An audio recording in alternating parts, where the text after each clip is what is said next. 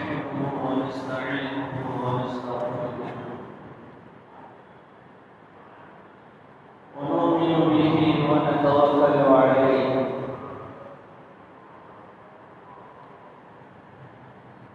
ونعوذ بالله من شرور أنفسنا ومن سيئات أعمالنا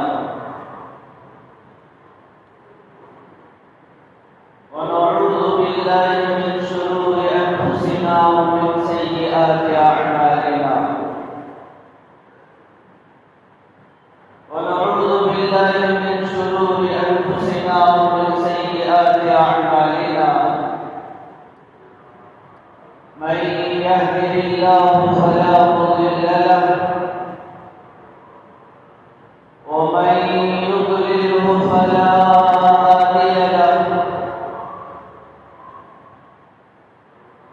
ونشهد أن لا إله إلا الله وحده لا شريك له ونشهد أن سيدنا وسندنا ومولانا محمدا عبده ورسوله أرسله الله بالحق بشيرا ونذيرا وداعيا إلى الله بإذنه وسراجا منيرا أما بعد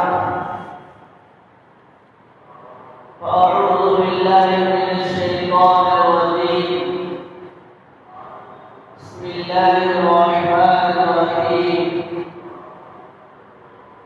ياسين والقرآن الحكيم إنك لمن المرسلين وقال الله تعالى وإذ قال عيسى ابن مريم يا بني إسرائيل إني رسول الله إليكم مصدقا لما بين يدي من التوراة ومبشرا برسول يأتي من بعد اسمه أحمد وقال رسول الله صلى الله عليه وسلم أنا سيد ولد آدم يوم القيامة ولا فخر وقال الله تعالى في الحديث القدسي لولاك لما خلقت الأفلاك وقال رسول الله صلى الله عليه وسلم لا يؤمن أحدكم حتى أكون أحب إليه من ماله وأهله والناس أجمعين أو كما قال رسول الله صلى الله عليه وسلم اللهم صل على محمد في أول كلامنا وصل على محمد في أوسط كلامنا وصل على محمد وعلى جميع الأنبياء والمرسلين في جميع كلامنا صلاة دائما بدوام ربنا لا نهاية له ولا أمل له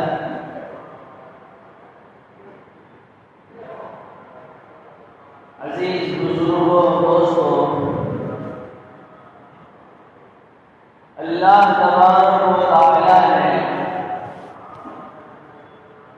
اس کائنات کے وجود کو اور وجود کے بعد سے پیش آنے والے ہر معاملے کو پہلے لکھ دیا ہے جو کچھ اللہ نے جیسا لکھا ہے ویسا دنیا میں ہوتا ہوا بعد میں نظر آتا ہے ہوتا وہی ہے جو اللہ نے اس وقت لکھا ہے جب اللہ نے ایک روایت کہتا ہے اللہ نے ان اللہ خلق القلم اللہ نے قلم کو پیدا فرمایا پھر اس سے فرمایا اکتب لکھ اس نے پوچھا یا اللہ کیا لکھوں تو اللہ نے فرمایا اکتب ما کان وما یکون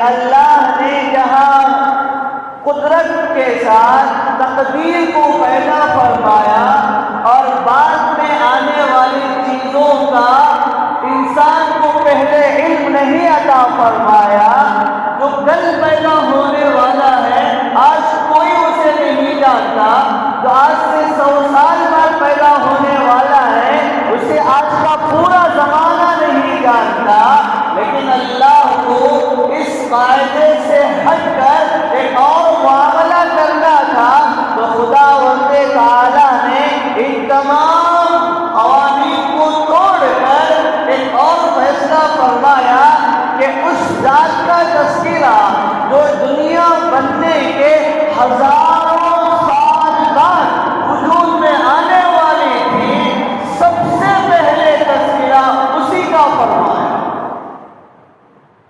اللہ تبارک و تعالیٰ نے قرآن مجید میں ارشاد فرمایا وَإِذْ قَالَ رَبُّكَ لِلْمَلَائِكَةِ إِنِّي جَاعِلٌ فِي الْأَرْضِ خَلِيفَةً، اللہ نے فرشتوں سے کہا کہ میں اپنا خلیفہ بنانا چاہتا ہوں آدم کی شکل میں۔ اللہ تعالیٰ نے آدم علیہ السلام کو پیدا فرمایا، کائنات کے پہلے انسان تھے، پیدا فرمایا، پھر اللہ نے ان کے جسم میں روح ڈالی، پھر وہ کھڑے ہو گئے، ایک لمبا واقعہ آسمانوں میں پیش آیا، پھر اللہ نے ان کو جنت میں بھیجا، جنت میں ان کے لیے بیوی کا انتظام فرمایا، پھر دونوں سے وہاں پر وہی کام ہو گیا جو اللہ نے منع کیا تھا، جس کی وجہ سے ان کو دنیا میں آنا پڑا، پھر اس غلطی پر روایت میں آتا ہے آدم علیہ السلام سالوں روتے رہے، توبہ کرتے رہے، استغفار کرتے رہے، اے اللہ معاف کر دیجیے، اے اللہ معاف کر دیجیے، برسوں بعد رو رو کے ان کو یہ خیال آیا، انہوں نے کہا اے اللہ محمد کے صدقے معاف کر دیجیے گا۔ اللہ نے پوچھا محمد کو تم کیسے جانتے ہو؟ محمد تو تمہاری نسل سے ہزاروں سال بعد پیدا ہونے والے ہیں، ابھی آئے ہی نہیں ہیں۔ تو انہوں نے کہا یا اللہ جب آپ نے میرے جسم میں جان ڈالی اور مجھے آپ نے اپنے عرش کے سامنے کھڑا فرمایا، زندہ کر کے میں نے عرش میں لکھا ہوا دیکھا تھا، ایک طرف لا الہ الا اللہ آپ کا نام تھا تو اس سے لگا ہوا محمد رسول اللہ تھا، تو میں سمجھ گیا کہ جس نام کو اللہ نے اپنے نام سے جوڑ کے رکھا ہو اس سے بڑی ہستی کوئی نہیں ہو سکتی ہے۔ میں آپ کو یہ بتانا چاہوں تقدیر کا معاملہ تو یہ ہے، پیدا ہونے کے بعد دنیا جانتی ہے، یہاں محمد کی شان دیکھو، ابھی محمد کا وجود نہیں، ابھی محمد کو آنے کے لیے ہزاروں لاکھوں سال باقی ہے، لیکن خدا نے محمد کا تذکرہ چھیڑ دیا۔ دوسری بات آدم علیہ السلام کو محمد کا تعارف ہزاروں سال بعد ہوا تھا، کیونکہ آدم علیہ السلام کی پیدائش جنات کے ہزاروں سال بعد ہوئی، جنات کی پیدائش فرشتوں کے ہزاروں سال بعد ہوئی۔ اللہ نے پہلے فرشتوں کو بنایا کھربوں اربوں کی تعداد میں، پھر اللہ نے جنات کو بنایا، پھر ہزاروں سال بعد اللہ نے آدم کو پیدا فرمایا تھا۔ آدم محمد کو جانے ہزاروں سال بعد، اس سے پہلے جنات محمد کو جانتے تھے، جنات نے محمد کو جانا تھا ہزاروں سال بعد، اس سے پہلے لاکھوں کروڑوں فرشتے محمد رسول اللہ کو جاننے لگے۔ یہ ہے محمد کی شان۔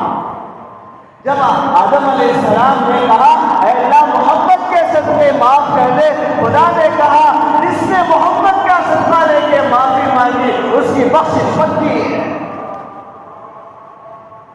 محمد کی شان، محمد کا مرتبہ ایک حدیث قدسی میں آتا ہے، میں اور آپ کے بار بیانات میں سنتے ہیں، اللہ نے خود فرمایا ہے وَمَا خَلَقْتُ الْجِنَّ وَالْإِنسَ إِلَّا لِيَعْبُدُونَ، میں نے انسانوں کو جنات کو پیدا فرمایا ہے اپنی عبادت کے لیے۔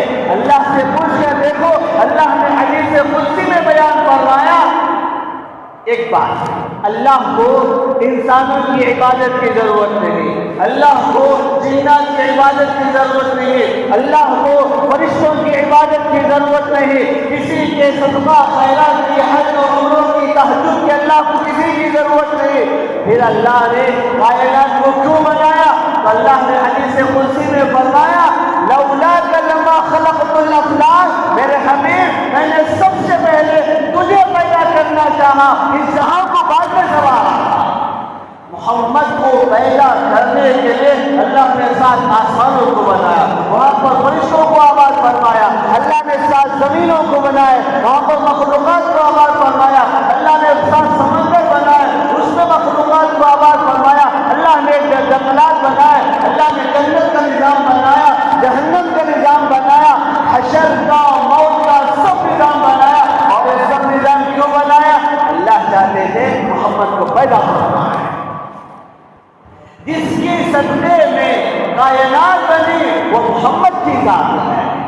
اللہ تعالیٰ نے آپ کو پیدا فرمانے کے لیے اتنا سارا نظام، جسے دنیا کھنگالتے کھنگالتے تھک گئی، ہزاروں سال سے پڑھے لکھے جاہل دنیا کو کھنگالنے میں لگے ہیں، لیکن دنیا کی حقیقت ابھی تک نہیں سمجھ سکے۔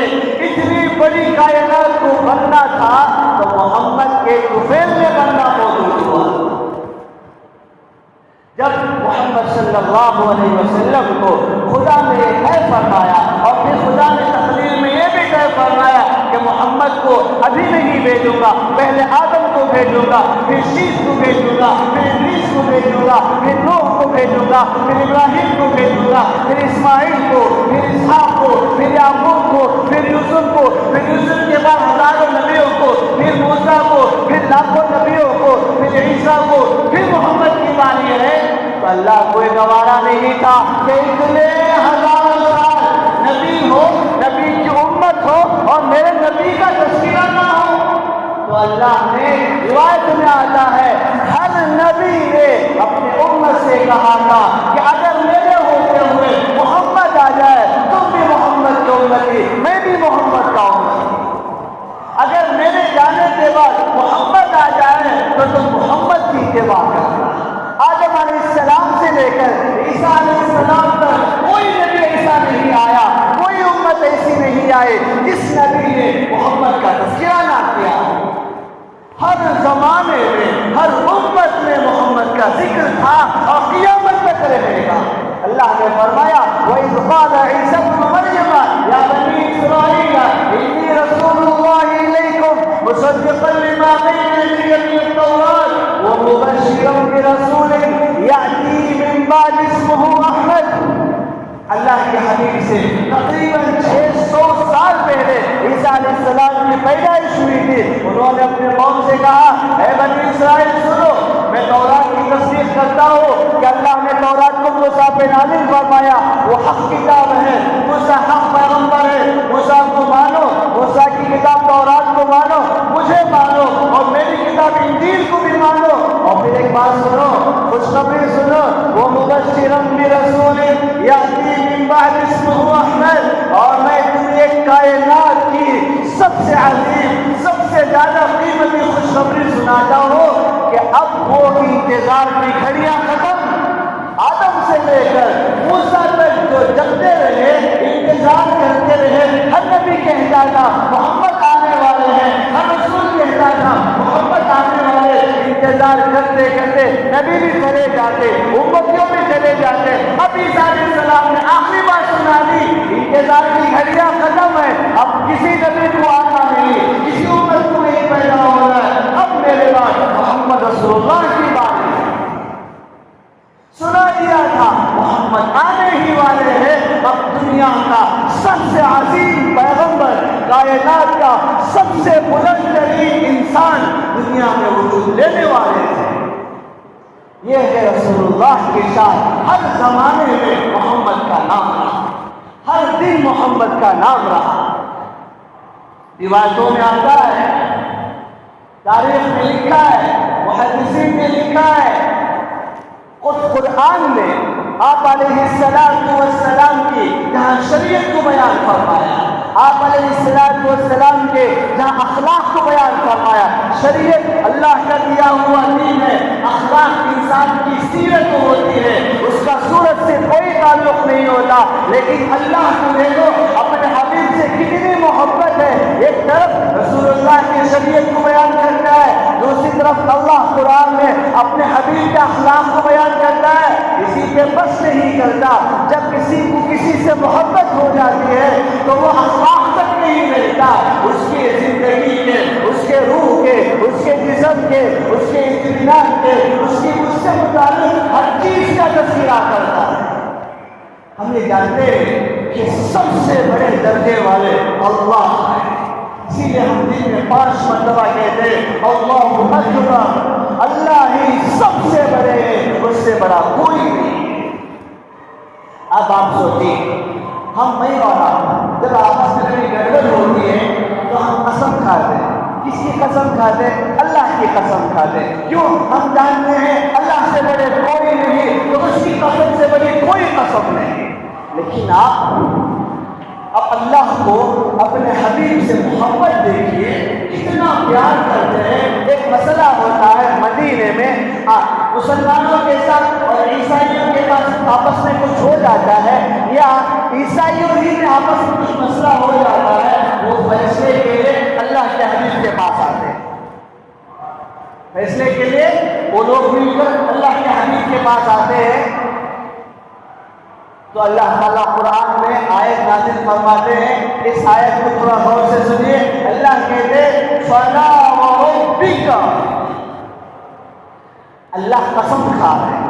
اللہ کیا کر رہے ہیں؟ قسم کھا رہے ہیں. اللہ کس کی قسم کھائیں گے؟ اللہ ہی کی تو قسم سب سے بڑی ہے. تو اللہ نے کہا میں اپنی قسم ایسے کھاتا ہوں، دیکھو میں یہ نہیں کہتا کہ آسمانوں کے رب کی قسم، کعبے کے رب کی قسم. اللہ نے کہا مجھے میری مخلوق میں سب سے زیادہ پسند میرا حبیب ہے. میں یوں کہتا ہوں میرے حبیب کے رب کی قسم کھا کے کہتا ہوں. فلا وربک لا یؤمنون حتى يحكموك فيما شجر بينهم ثم لا يجدوا في انفسهم حرجا مما قضيت ويسلموا تسليما. کائنات والوں سنو، میں اپنے حبیب کے رب کی قسم کھا کے کہتا ہوں تم مسلمان ہونا چاہتے ہو، پہلی شرط یہ ہے کہ محمد کو، میرے حبیب کے فیصلے کو کائنات کا آخری فیصلہ ماننا پڑے. تم محمد کے فیصلے میں شک کرو، تم محمد کے فیصلے کو ماننے میں جھجک کرو، تردد کرو، پھر تم کون ایمان والے ہو؟ مجھے ایسے ایمان والے پسند نہیں. یہ محمد کی شان ہے، آپ کی نبوت کی شان ہے، آپ کے خدا کے محبوب ترین بندے ہونے کی شان ہے. سبحان اللہ. اللہ نے آپ کو کیا کیا نوازا تھا، جتنا سب کچھ اللہ نے مخلوق کو دیا. علم، اخلاق، خوبصورتی، حلم، معاف کرنا، اچھا ہونا، اچھا بولنا. جتنے نبیوں کو اللہ نے علم دیا، جتنے رسولوں کو اللہ نے علم دیا، آدم علیہ السلام سے لے کر قیامت تک جتنے انسانوں کو جو کچھ اللہ دیا ہے آگے دینے والے ہیں. حدیث میں آتا ہے اللہ کیا نہیں کہتے اوتیت علم الاولین والآخرین، خدا نے مجھے اتنا علم دیا جتنا پچھلے والوں کو دیا تھا اور اگلے والوں کو دینے والا ہے. آپ سے بڑا کوئی عالم نہیں، آپ سے بڑا کوئی افضل نہیں، آپ سے بڑا کوئی اشرف نہیں. ہر چیز میں کائنات، ہر خیر میں، ہر خوبی میں، ہر کمال میں، ہر اچھی بات میں اللہ کے حبیب کائنات میں سب سے اعلیٰ درجے. ایک حدیث میں آتا ہے ہم جس سے اگر ہم سے کوئی محبت کرے تو ہم چاہتے ہیں ہماری محبت کرنے والے ہمارے بارے میں اچھا بولے، ہماری تعریف کرے. اسی لیے ہم اللہ سے محبت کرتے ہیں تو دعا ہم کرتے ہیں، اللہ کی تعریف کرتے ہیں. اے اللہ ایسے ہے، اے اللہ ایسے ہے، اے اللہ ایسے. بچے ماں باپ کی تعریف کرتے ہیں، طلبا استاد کی تعریف کرتے ہیں، ایک محبت کا تعلق ہو جائے. لیکن اللہ کو اپنے حبیب سے کتنی محبت ہے، اللہ اپنے حبیب سے کیسی کیسی تعریف سننا چاہتے ہیں. حدیث میں آتا ہے پہلی بات یہ ہے کہ اب تک جب سے کائنات بنی، انسان جنات فرشتے بنے، اب تک اللہ کے حبیب نے جیسے اللہ کی تعریف کی ہے ویسی تعریف کسی فرشتے نے، کسی انسان نے، کسی جن نے نہیں کی۔ یہ اب تک کا ہے۔ آگے کیا ہے؟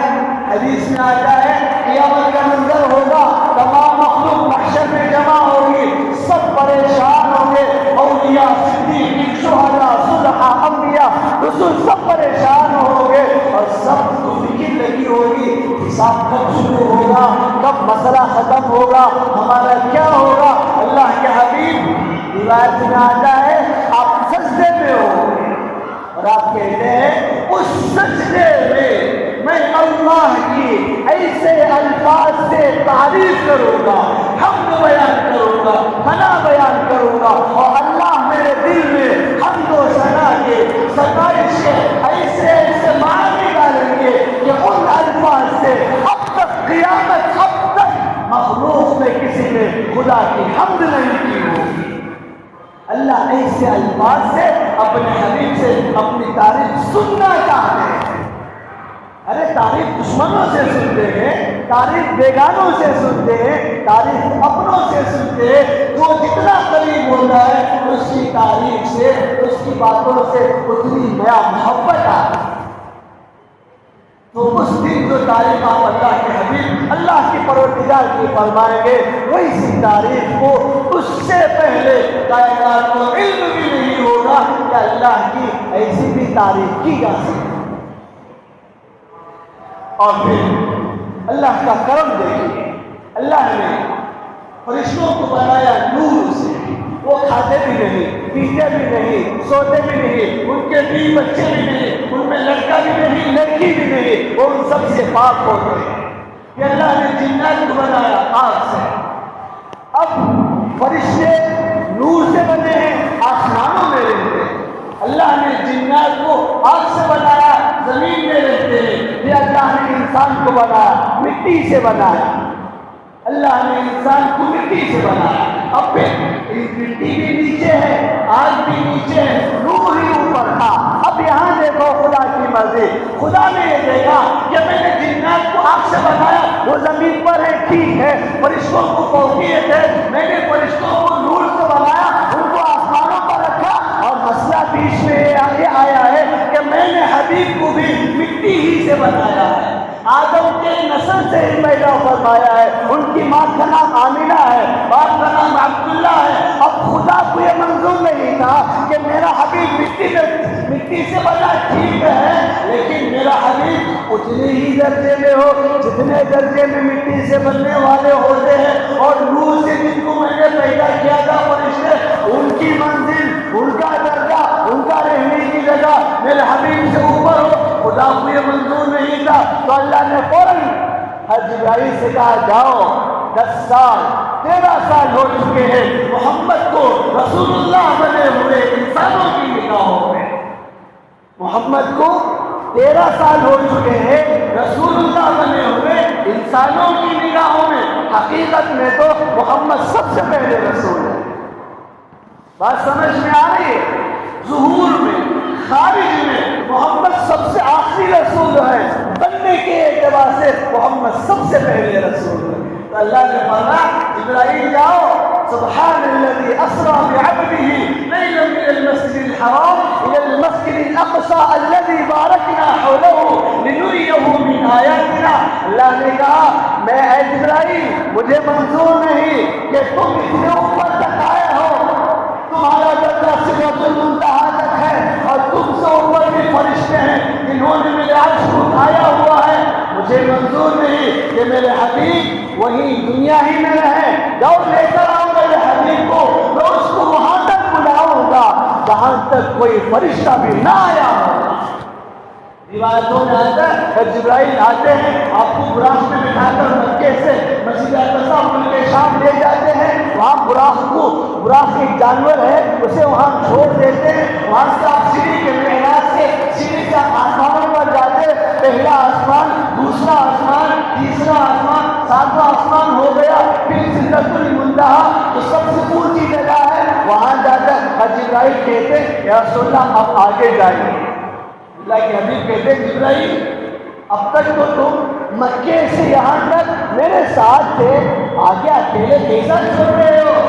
तो जिब्राइल ने कहा या रसूल अल्लाह इन्ना बैनी व बैन रब्बी 70 हिजाबन मिन नूर लौ दनौतु मिन्हा इहतरक़तु।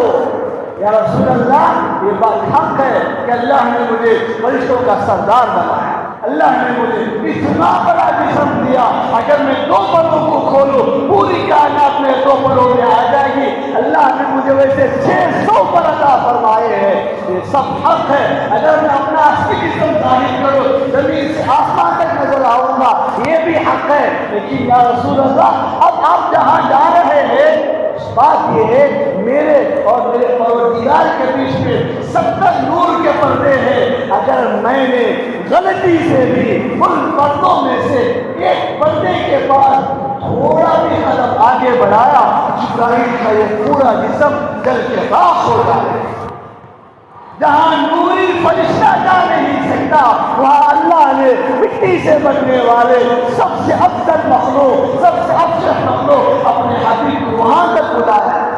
कुरान कहता है वन्नज्मि इज़ा हवा मा ضل साहिबुकुम वमा गवा वमा यंतिकु अनिल हवा इन हुवा इल्ला वह्युन यूहा अल्लमहु शदीदुल कुवा ज़ू मिर्रतिन फस्तवा व हुवा बिल उफ़ुक़िल आला थुम्मा दना फतदल्ला। अल्लाह ने अपने बंदों को दुनिया में ये बताने के लिए कि जब मैंने अपने हबीब को तुम्हारे से ऊपर आसमानों में बुलाया था, तो जानते हो मैंने कितना करीब बुलाया था। हकीकत तो हम समझ नहीं सकते थे, हकीकत हम जान नहीं सकते थे। तो अल्लाह ने मिसाल देकर फरमाया फकाना क़ाब क़ौसैन औ अदना। सुभान अल्लाह। अल्लाह ने फरमाया तुम तीर जानते हो, तीर चलाते हैं, उसका पहले 2 लकड़ियाँ होती हैं, बीच में रस्सी होती है। अब अल्लाह कहते हैं एक दो लकड़ी यूं होती है टेढ़ी और बीच में रस्सी बनी होती है। इन 2 लकड़ियों में इस किनारे में उस किनारे में कितनी दूरी होती है? क्या 1 मील का फासला होता है?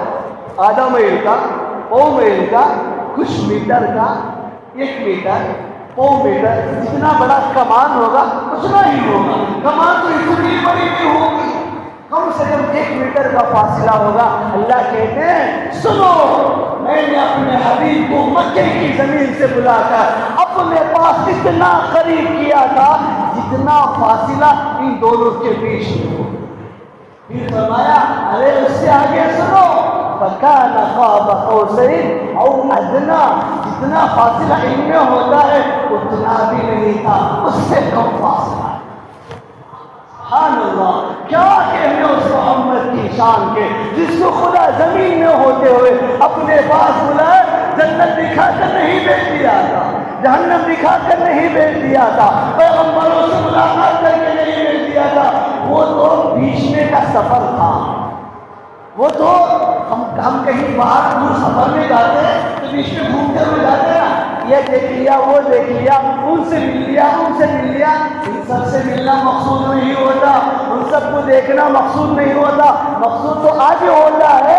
तो आदम से मुलाकात, मूसा से मुलाकात, इब्राहिम से मुलाकात, अंबिया से मुलाकात, जन्नत की सैर, जहन्नम की सैर, ये सब का सब ऐसे ही रास्ते में होने वाला। थोड़ा सोच कर देखो, जिसका रास्ते का सैर जन्नत होगा उसकी क्या शान होगी। सुभान। जिसको रास्ते में मुलाकात के लिए अंबिया मिलेंगे उसकी आखिरत का क्या हाल होगा। हर आसमान में एक नबी से मुलाकात।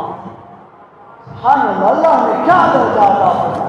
जिस शख्स को, जिस ज़ात आली को खुदा दुनिया में रखा ऐसा मर्तबा देगा, जब अपने पास वहां बुलाएगा तो उसकी शान का, अजमत का, उसके बुलंद मर्तबे का कौन सोच सकता है।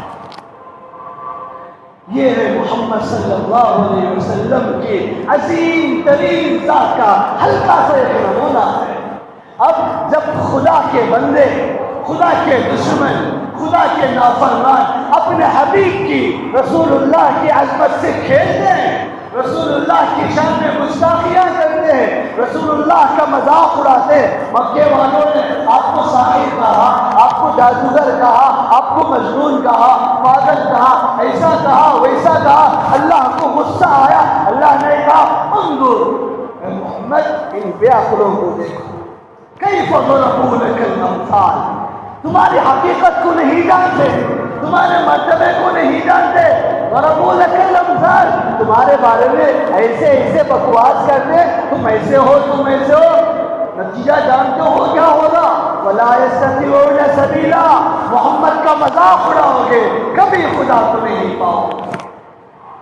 دو باتیں، ایک ہے محمد صلی اللہ علیہ وسلم کی بات کو نہ ماننا، نہ یہ الگ چیز ہے، نہ مانا مسلمان نہیں ہوا کافر بن گیا، ایک ہے کافر ہو کر محمد کا مذاق اڑانا۔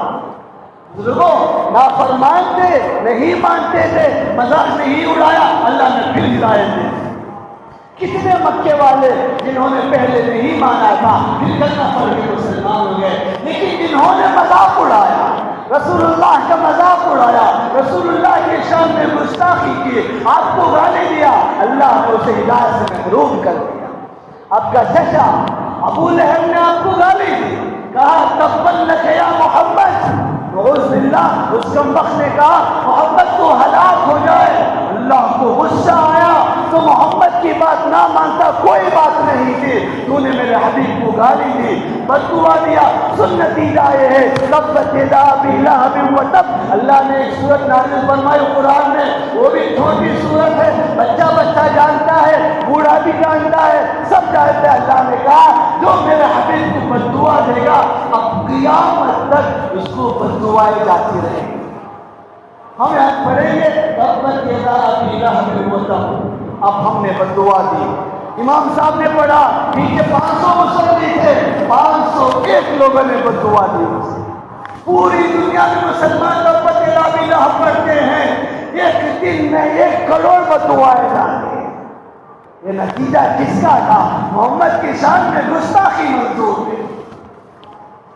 اللہ کے حبیب صلی اللہ علیہ وسلم نے جب آپ کو اطمینان ہوا تو آپ نے ملکوں کو خط لکھا، فلاں بادشاہ کو، فلاں بادشاہ، اسلام کی دعوت دی، تو آپ نے صحابہ کو جمع فرمایا اور حضرت شجاع رضی اللہ تعالیٰ عنہ کو آپ نے فارس کا بادشاہ تھا، فارس روم، مجھے دیکھو فارس روم جو اس زمانے کی جو سپر اور طاقتیں تھیں، اللہ کے حبیب نے شجاع سے کہا شجاع اس خط کو لے جاؤ اور جو فارس کا بادشاہ ہے، جو دنیا کا سپر پاور مانا جاتا ہے، جس کے پاس لاکھوں کی فوج ہے، دنیا کا بہترین ہتھیار ہے، اس کو جا کے میرا اسلام کا دعوت کا پیغام پہنچا۔ آپ نے لکھ کر دیا، تاریخ میں آتا ہے، آپ اس کے پاس پہنچے، لمبا قصہ ہے، میں اصل بات بتاتا ہوں، آپ اس کے پاس پہنچے، اس کو تو عربی نہیں آتی تھی، وہ تو فارس کا تھا،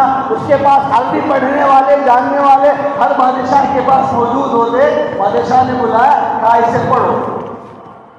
اب اللہ کے حبیب صلی اللہ علیہ وسلم کسی کو بھی خط لکھاتے بہت سادہ ہوتا ہے، اس میں ہوتا تھا من محمد بن عبداللہ من محمد رسول اللہ الی فلاں، محمد رسول اللہ کی طرف سے فلاں کے لیے، بولتے تھے میری طرف سے آپ کے لیے کرو، تو اس میں نام پہلے محمد ہوتا تھا، پھر اس کا نام ہوتا جسے آپ خط لکھ رہے ہیں، تو اس بادشاہ نے پڑھنے والے کو بلا کہا پڑھو، اس نے پڑھا من محمد رسول اللہ الی قیصر کسریٰ الی ملک کسریٰ، محمد رسول اللہ کی طرف سے کسریٰ بادشاہ کے لیے، روایت میں آتا ہے فَأَغْضَبَهُ،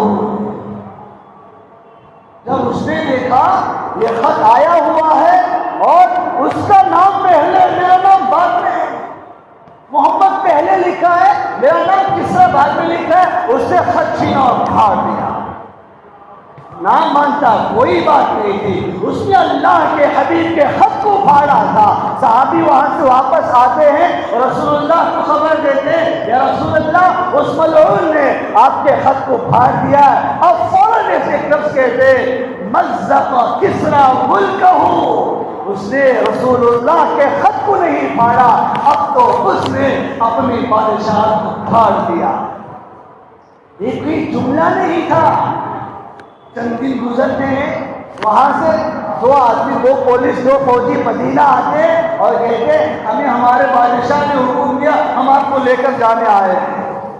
اللہ کے حبیب کہتے ہیں اچھا ایسا کرو تم صبا آؤ، تم صبا آؤ، صبا آؤ دیکھتے ہیں۔ وہ صبا آتے ہیں، اگلے دن آتے ہیں، اللہ کے حبیب کہتے ہیں کس نے بھیجا ہے؟ وہ کہا ہمارے بادشاہ نے بھیجا ہے۔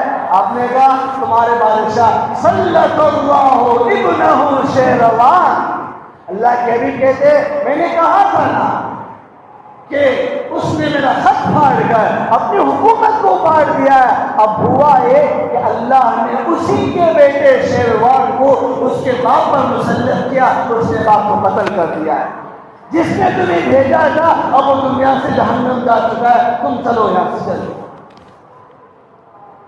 محمد کا مذاق، محمد کی ذات کا مذاق، محمد صلی اللہ علیہ وسلم سے لگی ہوئی ملی ہوئی کسی چیز کا مذاق خدا کو پسند نہیں آتا۔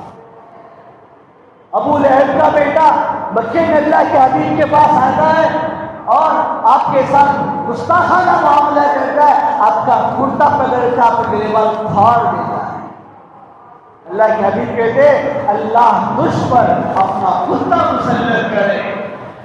یہ گستاخی تھی نا، مذاق تھا نا، تو انجام یہ ہوا وہ ایک بار اپنے قوم کے ساتھ تجارت کے لیے نکلتا ہے، پورا رستہ اس سے آپ علیہ السلام کا جملہ آتا ہے محمد نے کوئی دعا دی ہے اب خیر نہیں، کیونکہ قوم کے بڑے آدمی کا بیٹا تھا، لشکر ایک جگہ جنگل میں رکا تو لشکر والوں نے کہا یہ ہمارے سردار کا بیٹا ہے، اس کو خطرہ بھی ہے محمد کی بددعا کا، چلو ایسا کرتے ہیں ہم سب اطراف سو جاتے اور کچھ سامان وغیرہ جوڑ کر اوپر اسے سلا دیتے، کیونکہ اگر کوئی جانور والا حملہ کرنے کے لیے آیا تو پہلے ہم سے گزرے گا، ہمیں کاٹے گا، ہمیں چھیے گا، ہم اٹھ جائیں گے اور اس کی حفاظت کر لیں گے، لیکن محمد کو محمد کی بددعا جس کو لگ جائے کون بچا سکتا ہے؟ تاریخ میں آتا ہے یہ رات میں سوئے ہوئے تھے، پورا انتظام کیا ہوا تھا، اللہ کا یہ کتا شیر کی شکل میں آتا ہے اور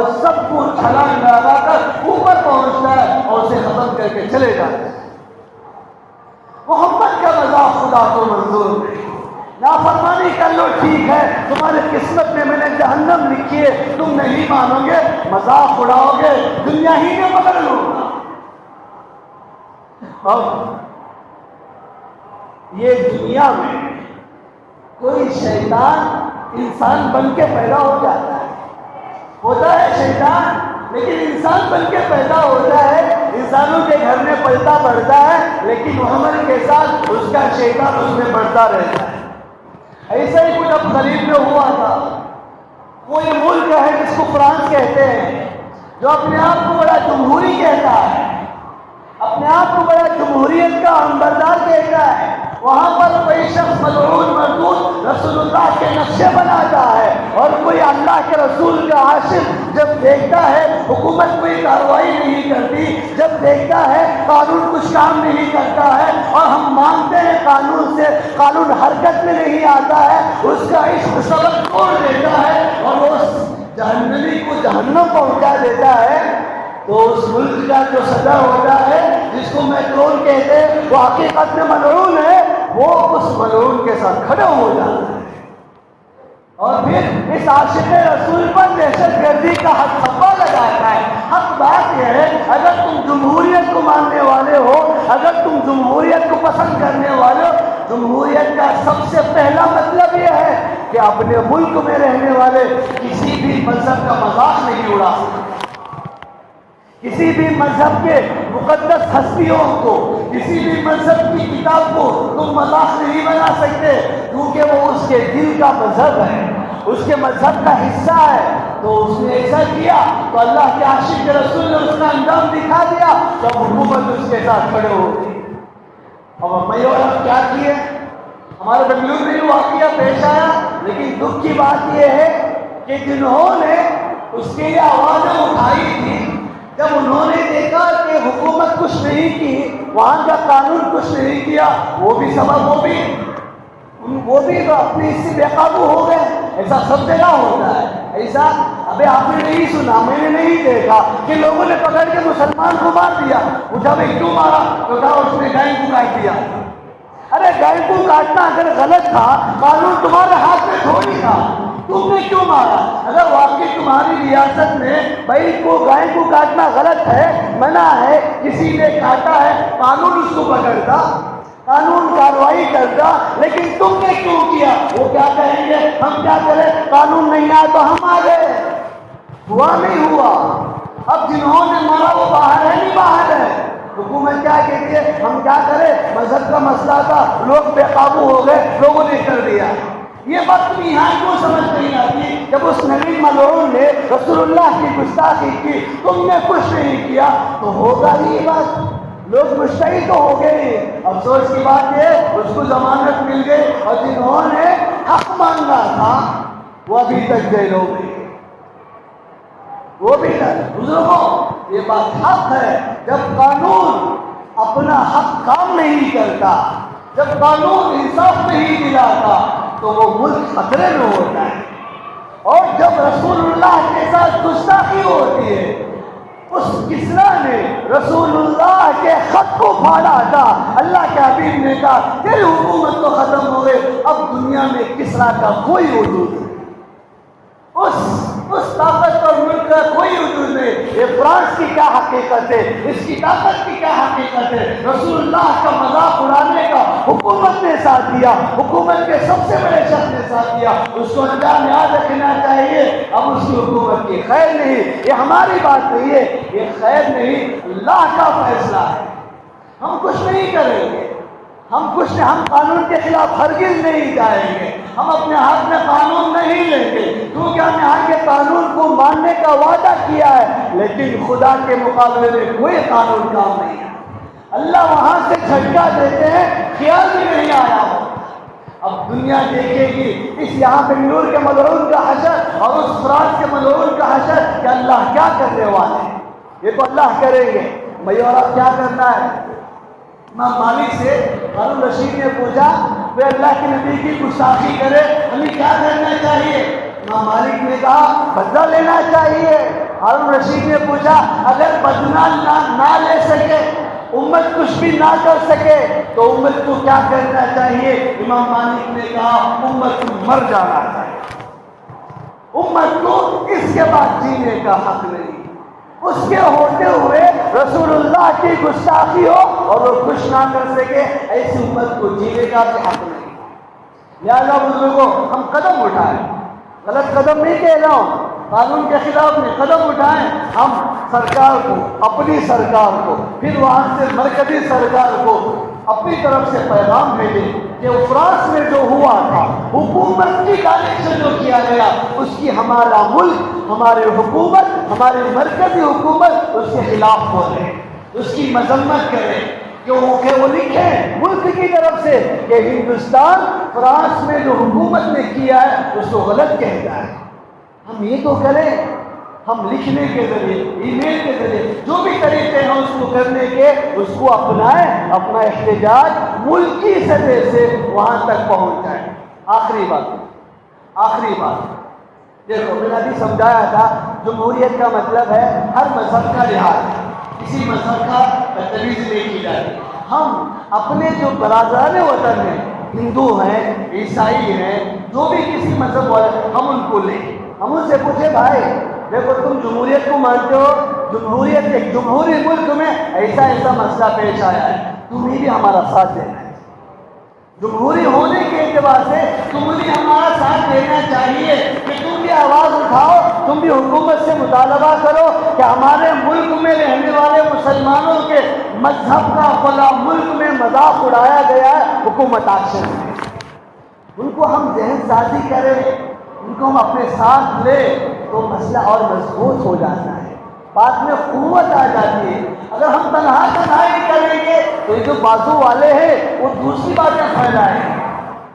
دور سے بول رہا ہوں، وہ دوسری باتیں پھیلائیں گے، دوسروں کا ذہن خراب کریں گے. لہذا ہم ان کو ساتھ لیں، ان کے بڑوں کو ساتھ لیں، ان کے عوام کو ساتھ لے کر بطور مذہب کے ضروری نہیں ہے، بطور جمہوری ہونے کے ہم حکومت سے مطالبہ کریں. اللہ تعالیٰ ہم سب کو اپنے نبی صلی اللہ علیہ وسلم کی عظمت کی حفاظت کی توفیق عطا فرمائے، آپ کے شان کی حفاظت کی توفیق عطا فرمائے۔ خدا تعالیٰ ان مردودوں کو جو رسول اللہ کی زندگی سے کھیلتے ہیں، آپ علیہ السلام کے پورے پورے نقشے بناتے ہیں، خدا انہیں دنیا والوں کی نگاہوں میں ان کو، ان کے ساتھ دینے والوں کو، ان کی مالی مدد کرنے والوں کو، ان کی قانونی مدد کرنے والوں کو، خدا ان سب کو اپنے فضل سے دنیا کے لیے عبرت کا نشانہ بنائے۔ وما علینا الا البلاغ۔